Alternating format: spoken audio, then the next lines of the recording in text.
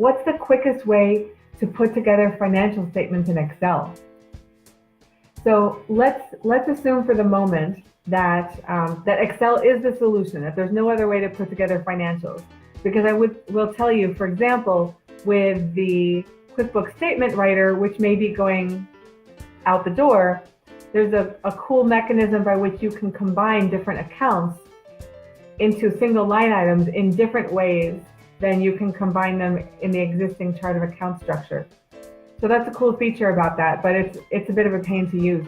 My favorite way to put together financial statements in Excel is to create a trial balance, because it has all the accounts. I don't care what accounting system you're using.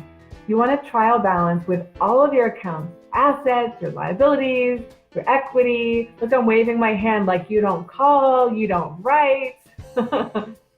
Your income, cost of goods sold, and expense accounts. All of those are in one huge list with the balances for whatever period and cutoff period you have in mind. Even if the balance is zero, adjust your report settings in your accounting system so that even if the balance is zero, it still shows up. Then export those to Excel, and this is where you're going to have like your input page. In the future, every time you export your trial balance to Excel, all you really have to do is copy that, paste it into your template that I'm going to guide you right now on how to make, and boom, instant update financials. I know, it can be that easy and painless. So if you do this work and you're billing by the hour, not billing by the hour, flat fees.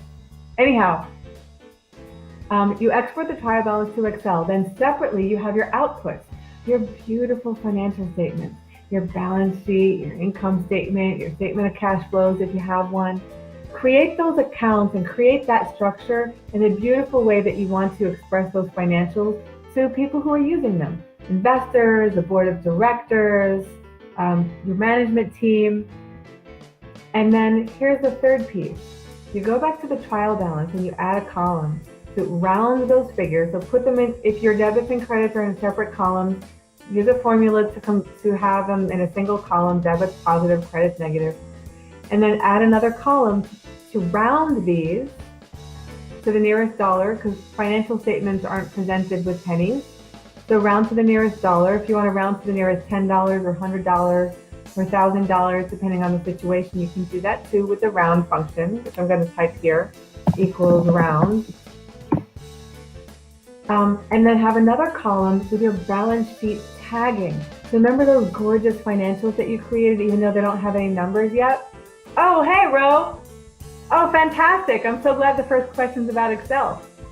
So then tag them by hitting equals and then click the name of the account in the balance sheet.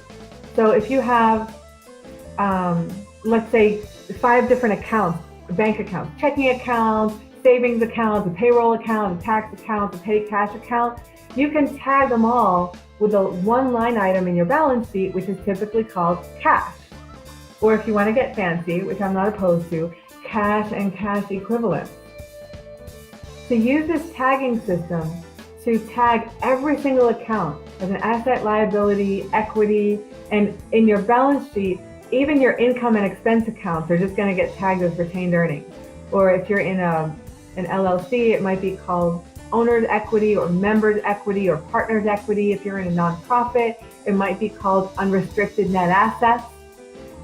They all mean the same thing, and on the balance sheet, even that your income and expense accounts from your trial balance will get tagged and be included in that grand total.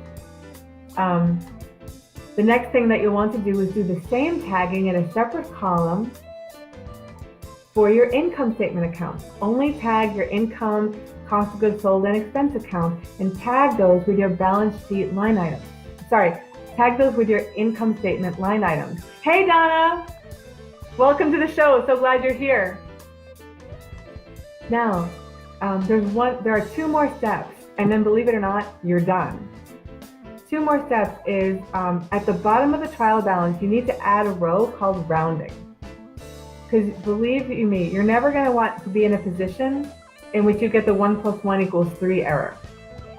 And or a balance sheet that doesn't balance. You know, even if it's only off by $1, And the dollar doesn't matter. It doesn't. If somebody's looking at those financials, they're not going to say, "Oh my gosh, I would have invested, except I thought the situation was different because you were $1 off," or "Oh my gosh, I would have donated to your organization had I known that it was $1 more instead of $1 less." Whatever. A dollar is not going to make a difference, but where it does make a difference is in the credibility of your financial statements. That's binary. It's either right or it's wrong. So at the bottom of your trial balance, put a thing called rounding, and the formula is negative sum all the other numbers in your trial balance. It looks like this. So you're taking your entire trial balance, which is supposed to add up to 0, but because you rounded, it could add up to 1 or -1. Or if you rounded to the nearest 10, it could add up to 10 or -10. So just take the inverse of that, call it rounding, and tag it to accounts payable. It works, trust me. Don't tag it to cash, it's gonna mess things up. Don't tag it to income or expense. Don't mess with receivables, and don't tag it to retained earnings. I've been there and done that over 15 years of doing this in public accounting. Tag it to accounts payable, it'll work. If you don't have accounts payable on your balance sheet, message me and I'll work with you on it. This ensures that your balance sheet balances.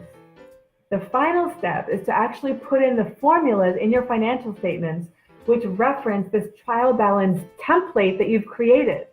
Because it's a template now. Now that every line item is mapped to your financial statements, next quarter, next month, or next year, you can just run the same trial balance report from your accounting system, export to Excel, copy and paste. And as long as you haven't added or moved accounts in your chart of accounts, you're done. Your financial statements are done 5 minutes. I'm telling you, that's all it takes to produce new financials once you have this template. So the final step here is to have a formula in your financials that looks at that trial balance and adds up all those rounded numbers as long as they're tagged with whatever line item you're on. And that's a sum if equals sum if, and that's your formula for the face of your financial statements. After that, you're done. So really the only process here that takes any amount of time is the mapping process. After that, you're good as gold, my friends. Off and running. Definitely worth the time to create a financial statement template. If you have multiple clients, you can use the same template for multiple clients. You'll just have to redo the mapping. If you have one employer or one client for whom you do repetitive financial statement preparation, just use same template for next month, same template for next quarter. Huge time savings, and you always have really beautiful, professional looking financial statements that are, and this is the most impactful, easy to understand by the people reading them. Is anybody with me that you've seen financial statements that are 3 pages long and you're like, okay, I don't even know what to do with it. I don't even want to touch it, much less try to understand it, much less, yeah, some lights are coming in on that one, much less try to make a decision on it. Should I donate? Should I invest? Should I tell somebody I know to go work for this company?